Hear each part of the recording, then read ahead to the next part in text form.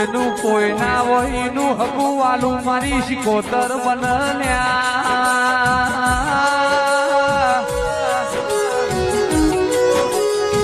એ ધૂલી સતનો માજો જોડો દેવની વેળાથી કોઈ એવો કિસ્સો નહીં હોય કે પેલું તમે આલો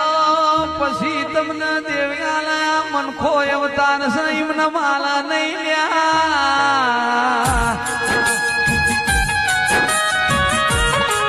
પેલી મન ભોગાનો શિકોતર મજૂરી પોકી છે